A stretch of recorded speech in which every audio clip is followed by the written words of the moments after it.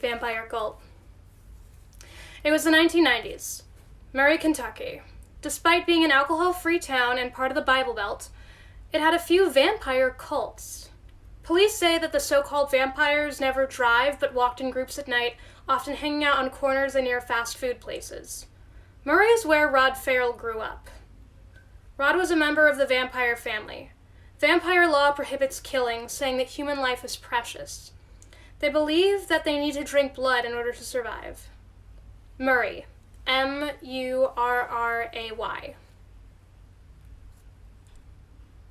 Now, the blood drinking would be done by scraping or cutting open skin and drinking the blood of one another. However, Rod didn't abide by that law, as he would soon prove in November of 1996.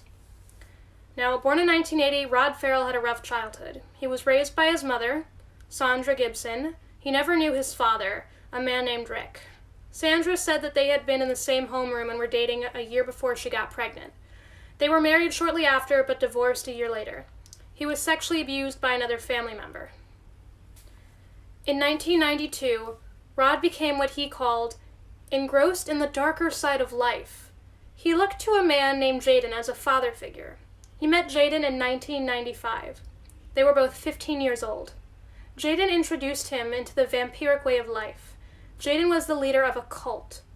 Rod wore a trench coat, had long hair, combat boots, and on occasion wore makeup.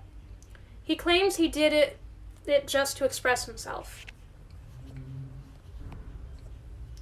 And now, I don't know if you guys have ever done much research into cults, but they often take people at their lowest point in life and kind of convince them this is how we're going to help you.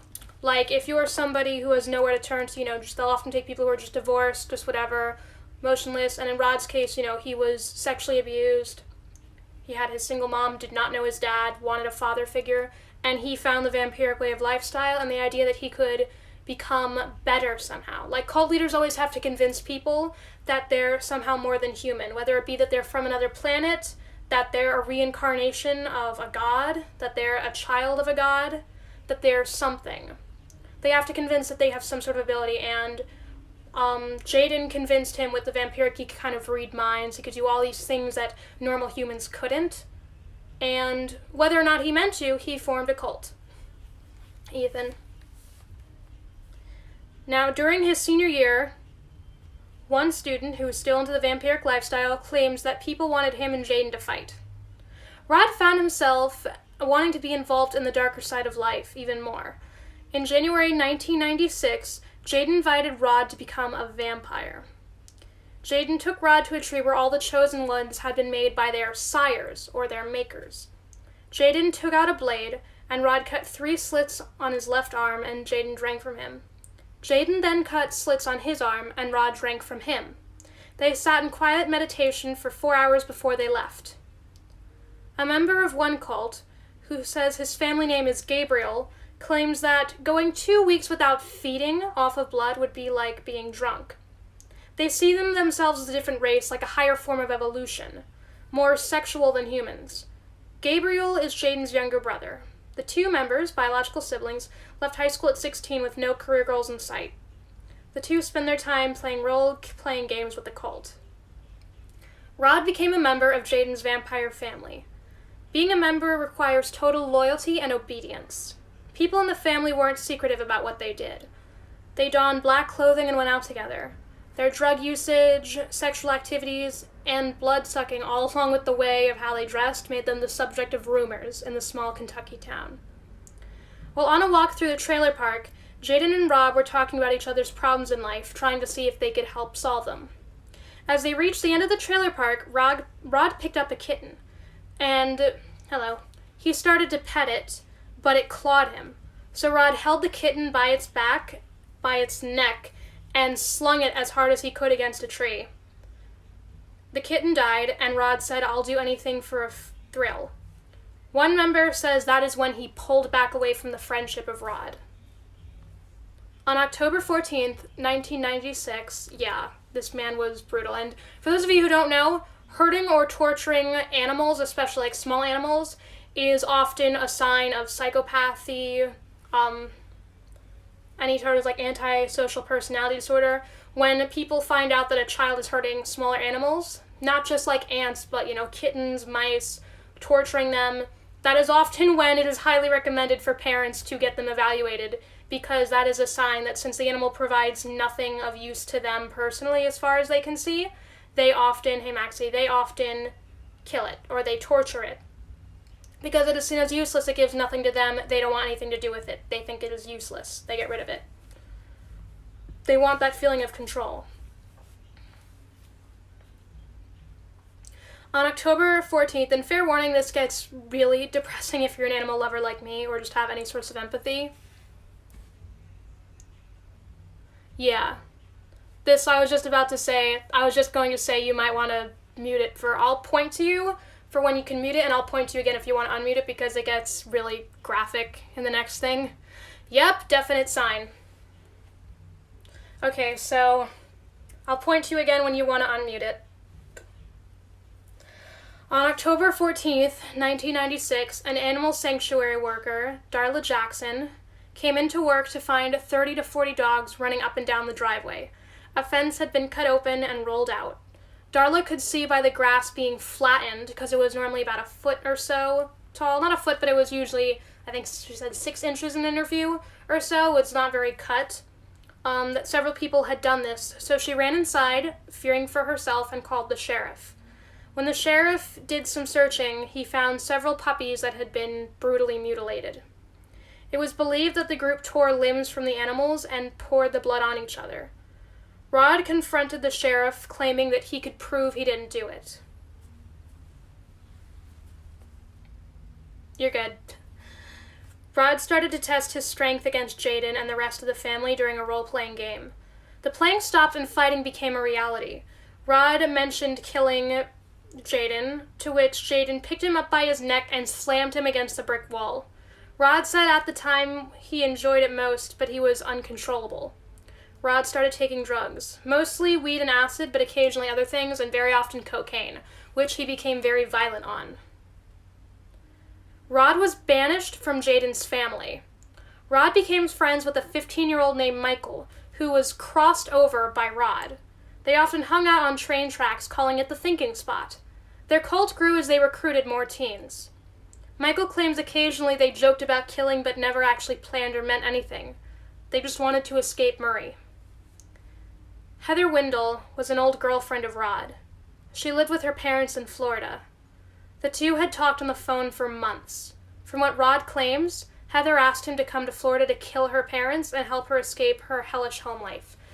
Rod also, and I've heard this from a comment, but I wasn't sure if it was true. I didn't find it in the original 2 documentaries that I had watched. Rod had claimed that his girlfriend, Zoe, or Heather, Zoe was her nickname, Heather was her real name, was being sexually abused also, so, but I wasn't able to find a lot of evidence to back it up. Rod told her, quote-unquote, "You either join us or not." That is when the plan for the night began. Michael almost went on the trip, thank you, Shane, but his mother sent him to a behavioral treatment program. On November 25th, 1996, Rod took 10-strip golden dragonfly acid and went to Florida. Heather, Zoe, as they called her, along with 2 female cult leaders, Charity, who vowed to marry Rod, and Dana, a 19-year-old who wanted to start a new life over by joining the Klan and had problems with her family, her biological family, remained in the car, while Rod and Howard Scott Anderson went to the house that Heather's parents were inside. And this is where things once again get graphic for humans. Her mother, Naomi Ruth Queen, was in the shower while her father, Richard Wendorf, was lying on the couch. They went into the house and looked for a better weapon than what they had. He found a short crowbar. The father didn't hear them as he had the TV on loudly and was falling asleep on the couch. He was then struck in the head by the crowbar. His killer said he was knocked out, and so he thought, quote-unquote, "Now or never, because if he gets up, I'm a dead motherfucker." Richard was found with a V burned into him, Rod's symbol, and a dot for every member of the cult. They danced around the body a bit. Richard was only 49 years old. As he walked deeper into the house, the mother came out through the kitchen area, She spilled her very hot coffee on him and clawed at him, embedding her fingernails right into his skin.